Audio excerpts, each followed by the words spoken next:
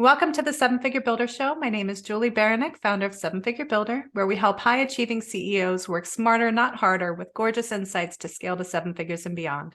And I'm here today with my friend Ryann Dowdy. Hey, Ryann. Hi, I'm so excited to be here. Yeah, me too. I'm thrilled to have you on today. So first and foremost, where in the world are you? I live in a suburb of Kansas City, Missouri. And I always need to clarify because Kansas City does exist in Kansas and in Missouri. We are on the Missouri side of the state line, and we're very picky about that here. If you get that wrong, it's a problem. That's good to know. I'll make sure to not make that mistake. I always know when people have been here before when I say I live in Kansas City and they go, Kansas or Missouri? Right. So Which one are you in? That's awesome. So for those that haven't had the chance to meet you yet, can you tell us just a little bit about what you do with your business?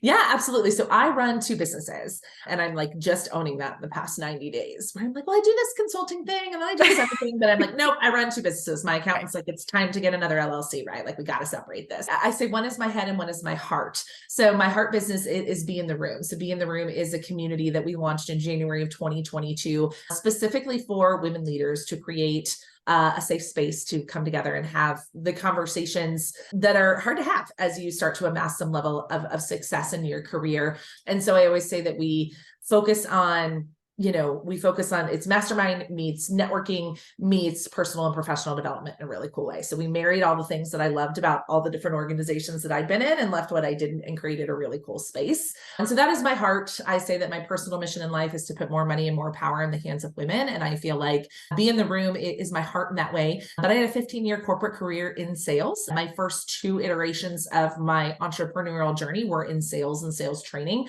So I was in the sales enablement side of businesses, which means I built sales organizations, right? Sales training, pricing, positioning, messaging. That was my superpower. And I retired from that in the entrepreneurial space in December of 21. And I'm sure we'll get into that story, but just launched an agency with my team called the Connection Agency, where we help bridge the gap between sales and marketing for businesses. Awesome. So in other words, you're bored. That's what I'm hearing, right? Yeah, no, I have lots of free time. Yes, absolutely. So let's talk about your journey. How did you get here? Because that sounds like quite a journey that it was. Yeah. Oh gosh, it's been a wild one. So yeah, I spent 15 years in corporate America and I had zero desire to be an entrepreneur. So I grew up selling marketing and advertising. So I was never the implementer, but I sold it. So I understood it inside and out, sat in front of thousands of businesses, helped them develop their marketing plans. That's what I did. And I thought being in sales, I was like, I don't need to be an entrepreneur, right? I have a lot of freedom. And then I had a kid. And I went back to work after my son was born. He is 6. He just turned 6 in February. And, just the lens changes. And it was like, I know what the next step is on the ladder, and the step after that, and the step after that. And I don't know if I'm on the wrong ladder. I ultimately realized. I was like, I'm not opposed to climbing, but I think I'm on the wrong mountain, right? Yeah. Like this is not it for me. So I discovered entrepreneurship, the land of online entrepreneurship, consulting and coaching. My first business was a sales coaching business where we helped new entrepreneurs launch their businesses. So it was before the Great Resignation had a name.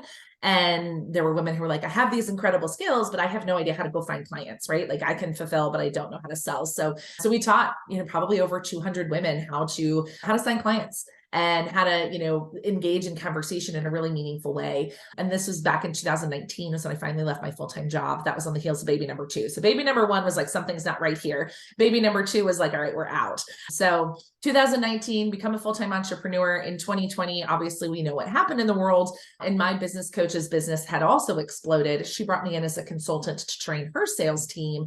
And that curriculum was actually what became my second business, which was a sales training company. So we became partners, we launched that. And I very quickly learned that partnership was a huge values misalignment. There was a lot of things that went on behind the scenes, Julie, that did not work for me. So we eventually shut that business down at the end of 21. And that was when I launched Be in the Room. So I'd already retired my sales coaching business to step into the CEO role of the sales training company. And at the end of 21, burned that one to the ground too, and did a complete and total reinvention in 22. So it has been a really, really wild ride. Yeah, it sounds like it. Yeah. And there's so many different ways I could take this conversation, but we'll start with I guess in your vast experience, what do you see that entrepreneurs are missing the most? Like, what is that biggest gap that you see? I think it is, if I look at my own journey, it's like what you start with is not what you will end with. And the fear of reinvention. So actually one of our core values in Be in the Room is reinvention. Like you can reinvent yourself as many times as you need to until, your life looks the way that you want to. But I have met so many women, Julie, who have started businesses and they've either outgrown it, found they don't love it, found like the way to truly scale this doesn't line up with my lifestyle goals and what I want, but they're terrified to do something different because, we were taught, you pick a career at the age of 18 and you do it until you die. And every time you change your mind, you're flighty and inconsistent and, all of those other things. I remember when I was young, climbing the corporate ladder and my mother was just like, I learned a lot about why I'm like this, but every 2 or 3 years, I was like, I'm done here. Like it works. We're good. I need something different. My mom was like, you can't keep job hopping. People don't like job hoppers. Right. So I think the one thing that we miss is that if you don't like it, like you have options, you're not stuck. I don't recommend just like burning it all down without a lot of thought because I've done that and that's not good either. But, if it's not working for you, that is okay. You're not wrong or broken or any of those other things. Because I see so much drama around, well, I do this and I'm good at it. I make okay money, but my heart's over here. And I'm like, well, what the hell are you doing? Like follow your heart. Right. So that's kind of my thing. Yeah, no, and I love that the picture you painted of, your way up the ladder, but you're on the wrong darn ladder and that's not the way you want to go. So that's huge of knowing that vision, following your heart and really heading the way you want to head. And knowing that, I'm sorry to interrupt you. Go ahead. Vision changes, right? Like my vision, I share with pre-kids, I had zero desire, right? Like I was good. Yeah. And then as soon as I had a child, it was just a small perspective shift because it wasn't like, oh, I want to leave my job and stay home because that was never for me, right? So it's like different things work in different seasons and stop beating yourself up over your desire to change. Yeah. Yeah. And just because you make a change doesn't mean that it's failure, right? Like I think there's such a huge fear of failure and that we take it so personally and it's not. Oh, no, it's part of the journey. Yeah. So looking at Be in the Room, like how does that support women? I know that throughout our careers, it can be oftentimes a very lonely journey. Yes. And how does that really help? Yeah, that's a really great question. So it goes back to what I lovingly call my business divorce. Happened in 2021. It was a divorce. It was 5 months and an attorney and a lot of money, and it was a divorce. But I was completely alone in that moment, surrounded by humans, lonely as could be. Right. Like, and the problem that we solve, the gap that we fill in the marketplace is that place for connection and vulnerability, because a lot of what's out there, there's so many amazing things out there that are all about like business development and networking and skill building. And those things are powerful and important. But at some point it becomes about, the inner circle, right? It becomes about that phone call that you make. I remember 2 weeks ago, I'm on the phone with a Be in the Room member. She's looking at making a $30,000 investment in her business. And she just wanted to talk it out, right? With somebody who had no financial interest whatsoever in what she was doing, right? But it's hard to find those people because there's those, it's a $30,000 investment, right? There's going to be those people that are like, yeah, spend $30,000 on what? Like you can't call those people, right? And so like, that's just one example of how we support one another, but it's that support system, that inner circle, that person that you call or those people that you call when something goes really great and amazing and you want to celebrate it, but also when it's not going the way that you thought that it should or would, where it feels safe to do that. Right. So we really create this safe space for women to come and talk about the good, the bad, the ugly of being a high achiever, because we're still new to this. And I think we forget that, right? Like there was a time in my mother's lifetime that a woman could not get a loan, a business loan, without the signature of a man. And that man could be her son, right? Who could sign that document. And we forget that, right? So we're in this totally new evolution as women, and there's no blueprint. There's no guide. There's no step-by-step how to do it. And so what we're doing is building that together in a support system that says like, do this the way that feels good to you, but be smart, supported by other smart people. Yeah. And I think that's so important too, as you surround yourself with other high achievers. Obviously that's the direction that you're going to head. But so often we feel that push and pull of like our friends, our corporate friends, our business friends, and like, you're not selling to people, but you need that support system and you need those people around you. So I think that's really awesome what you guys are doing with that, with Be in the Room. Thank you. Thank you. It's a lot of fun. Absolutely.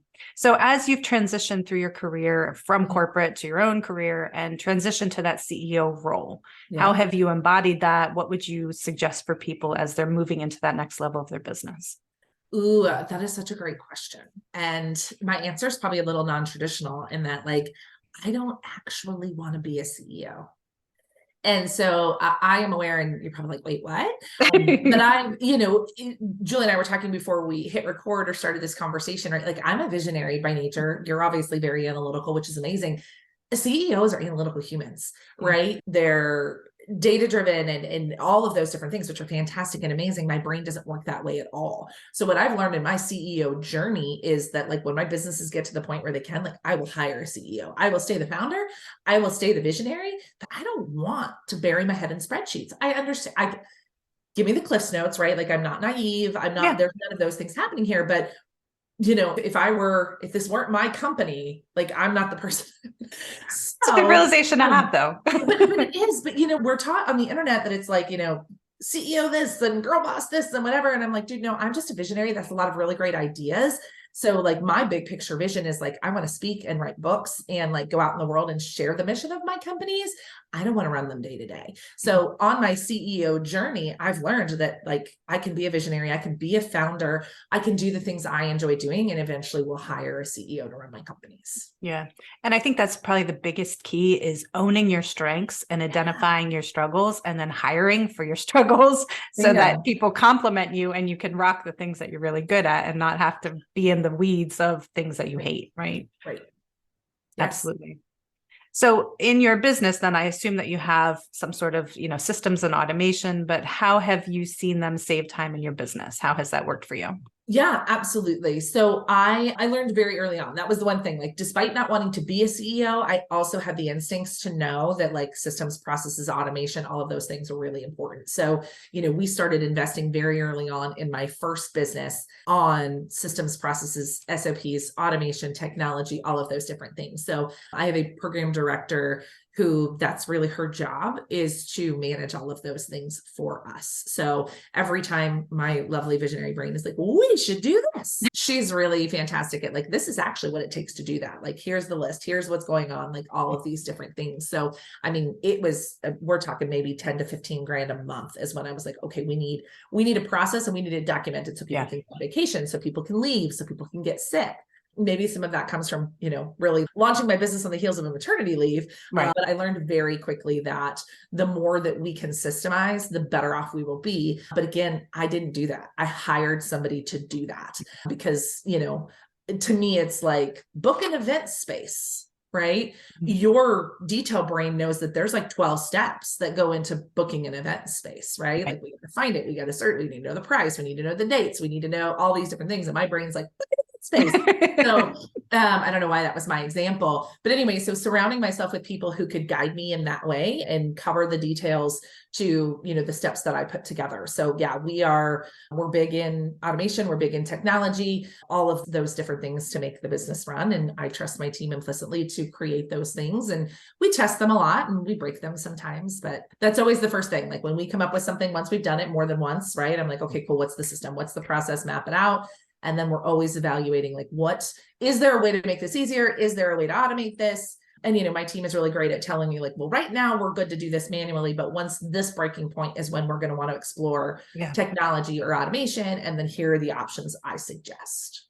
That's awesome. Yeah. And that's incredible, having those people around you to really map those steps out for you and really have that in place before you need it, as you need it, and then be able to grow and scale and not wait till you're like, oh my God, we're dying. And now we got to take a minute and breathe and figure this out. And then that's just a struggle. You've started multiple businesses. Is there a set process and a set way that you set up a business? There are so many gurus out there that'll tell you a million ways, but what has your experience shown you? No. I am really big on, following your heart and following your gut and doing the things that feel really good to you. So the way that we, like, even the two businesses we have now, like, our sales processes are different. Our approach to content creation is different. Obviously, one is a membership community, which doesn't require a lot of, behind the scenes SOPs, onboarding, handoff, right? So that business is extremely simple in its setup. Whereas obviously the agency, because each client is getting, it's a done for you service and a lot of different things there. So, I don't think there's any one right way to do it. It's the way that works best for you and your team and your people. And to me, it's really important to trust your gut in that, right? Knowing that, hey, this feels better over here than this does over there. I don't think there's one right way to do things. It's always going to depend on the kind of business you have and the type of fulfillment and all of those different things. So they're actually both set up pretty differently on the back end as far as like onboard, because they have to be, right? Like I said, being onboarded into a membership, there's 4 things that need to happen for you to get plugged in, right? Versus anybody in the agency, they start with a call, right? And then it starts with a scope of work. And then it goes into, okay, who's going to do the work and what order and what are the timelines and what does that look like? And what are our KPIs? What are our service level agreements and all those different things? So that's set up completely differently than the membership. Absolutely. And I think also with that is you have to keep refining what's working and 100%. improve what's not. And so obviously those are going to be separate, but I love your perspective on, it's whatever you make it. Like it's whatever your business calls for. It's not whatever as somebody, over there said it has to be. Right. And it will change over time, right? Mm-hmm. Like the way that we're running the agency right now. I mean, the agency just launched in December. We have 12 clients. Mm-hmm. Right. It's going to look completely different when we have, 50 clients. Right. And so there's going to probably be more humans involved and there's going to have to be more technology and automation involved. Right. But right now with 12 clients, it looks different. And so I think it's also not getting married to, well, this is the system, because as far as I know in business, at least what I've learned in the past 4 years is, every time you grow, you break the system. Yeah. Well, and it has to grow organically. I mean, you don't have the end product when you're starting at the beginning, even though I'm a big, start with the end in mind, but you've got to have the volume there and the life cycle to be able to support that. So there is definitely a progression there. Mm-hmm. So how have you found that having the right insights into data has positioned you for success? Like, I know you're not a big spreadsheets girl and that's awesome, but we still need something to work, right? Yeah, absolutely. I mean, and that comes from my sales brain, right? Like my sales brain knows that data informs decisions. So, my biggest thing about data is giving the data time to tell the story. I think most of the time at least for me, again, as a visionary, as a person who moves fast, I like stuff to happen fast. And what I've learned in business is like, you need more than 2 data points, right? Like you need more than, well, we ran 2 webinars and it didn't work. And I'm like, like, let's talk about the data. How many people were registered? How many people showed up? What were the open rates on emails, right? So I'm always like, my biggest intake on data is to give it more time than I'm probably comfortable with to actually get enough data to make a decision. And I'll give you a specific example. We run a webinar specifically to Phil be in the room, and it's called how to build a powerful network without painful networking events, I think is the title of it. And, we did 2 webinars and I didn't love the way that they went, but then I went and looked at the data and I looked at the numbers and I was like, oh, actually, if you look at this, we are cash flow positive on our ad spend right now. And, we're in conversation with X number of people to do this. So like maybe they didn't all buy what we pitched on the webinar, but we brought people into our ecosystem, 2 bought tickets to an event, like all these different things. So again, it's having enough data, because if I just looked at, well, I ran these webinars and we didn't get 800 clients, that webinar didn't work. Right? Like, no, it was like, let's actually look who was on those webinars, who's the last few people that bought from us, what did they buy from us? And then it was like, oh, actually, maybe they're not converting what we're pitching on the webinar, but they are buying, right? They are staying in our ecosystem. They are elevating to that next level. So maybe this is working. So that's just an example of like not pulling the plug too quick because there's not enough data, or because the surface level data doesn't tell the story that you want it to. Totally. And it depends on what your goals are for that specific event or product or offer, whatever you're doing, that maybe they're the wrong goals, or there's goals that you missed, or, things that you need to keep in mind. So totally. So across your career, corporate, entrepreneurial, how do you define success? What does that look like for you? Ooh, that has changed so much for me over the years. To me, my current state, success means to me, it all comes in freedom, right? Like I want to spend my days doing things that I enjoy. Period. End of story. We actually had an entire conversation about this yesterday, and in the room, we were talking about fun. And I was like, I feel like I don't have fun anymore. But what I realized was that like my whole life is just a lot of fun. And so like before it was like, oh, well, I left this daunting corporate job and, I had to drive home and so it was like, you got to go find something fun to do, on the weekend. And I'm like, well, no, all day is fun. Like when I think about what I've done today, I had a cup of coffee this morning with a friend of mine who's considering coming to our event in December. I had a call with a client. I did follow up on our September event. And now I'm here talking to you. And then I have a call. I'm like, my whole day is fun. Yeah. And so to me, like, that's what success is, when I can look over my calendar and be like, holy cow, everything I did this week was something that I enjoyed doing. That is my current definition of success. That's amazing. So for those business owners that aren't quite there yet, Sure. how would you encourage them to have fun in their business again? Ooh, evaluate your calendar. Evaluate your calendar. So when I was in that business with my business partner, a lot of the values misalignment was, she was on the internet telling people, freedom, freedom, freedom. And you find out behind the scenes, she's working 80 hours a week. And so is her team. Right. So I was surrounded by this idea of, every moment had to be booked and it was busy. And so but I started evaluating my time, and I was filling a lot of time. They weren't moving the needle. Right. It was like, sure, I have 800 calls a week, but are they buying things? Are they becoming clients? What am I doing? And so the first thing I recommend is evaluate your calendar and think about are the things that I'm currently doing in my business, are they moving the needle? Are they getting me closer to where I want to go? Because I found I was able to operate, in much less time when I got rid of the fluff, right? The things I felt like I had to do, or the things, and so my goal has always been to only take meetings from 10 to 3. And every week I would take a meeting at 3:30, at least once a week, or I'd take an 8:30 meeting. And every week I would be pissed off about it. I'm like, what is wrong with you? Take the meetings from 10 to 3. Stop doing that. Yeah. Unless this morning it was coffee with a girlfriend. So that was perfectly fine. But you know what I'm saying? So it's really evaluating what are your boundaries and where are you overstepping your own boundaries because you feel like you have to. And once I did that and I really looked at how I was spending my time and what was actually producing results, that wasn't it. Yeah, absolutely. And I love the time blocking, right? And then sticking to it, because we do that for a reason, but then we feel like, oh, I'm getting behind or whatever that means. And we put more pressure on ourselves to really step across the boundaries that we've established for ourselves. So yeah, no, I agree 100%. So looking to the year ahead, what do you have amazing on the horizon? Oh my goodness, I'm so excited about 2 big things right now. So we just wrapped an event last week and are now selling a retreat in September. And it's just coming together beautifully with speakers. And again, I'm a visionary and a little bit of an intuitive. So I'm here are the dates. The rest of it I'll figure out later. Yeah. And so nailing that down just sets my heart on fire. We're limiting it to 25 attendees and really creating this cool, intimate container for women, which I'm so excited about. And then we are actually inside of the agency currently white labeling a social sales CRM that feels terrifying and exciting all at the same time. So that, we were doing marketing, and marketing's great, but traffic was always the issue, right? I've always said conversations equals clients.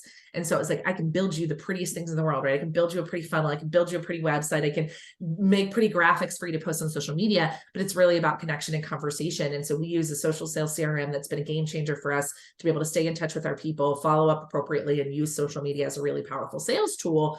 And I found myself just continuing to send my clients to these guys. And then finally, it was actually the guy, one of the founders, that was so we have different options here. And I was say what? So we're stepping into the software business, which is terrifying. That's so exciting. That's awesome. That is so incredibly exciting. Thank you. Awesome. So for people that definitely want to check this out and get involved in your programs, how can they find you? Yeah. So I spend most of my time on Facebook. So I'm Ryann with 2 N's Dowdy. I'm an avid and open connector. So please feel free to connect with me there. I'm on the other social platforms, but I spend most of my time on Facebook. If you're interested in learning about Be in the Room, it's beintheroom.org. If you are interested in learning about the agency, it's theconnectionagency.com. And there you'll learn about both our marketing services and our social sales CRM. Awesome. And we'll have all the links below for people to check them out. And I got one more question for you, that if you had the attention of the whole world for 5 minutes, what would you tell them? I would tell them that they are powerful beyond measure. I love it. Love it. Love it. Well, thank you, Ryann, for being on today. I really appreciate it. This was fun. Yeah. Thanks for a good conversation. Thanks so much. For sure. And you can hit me up at sevenfigurebuilder.com. And I look forward to seeing you on the next episode.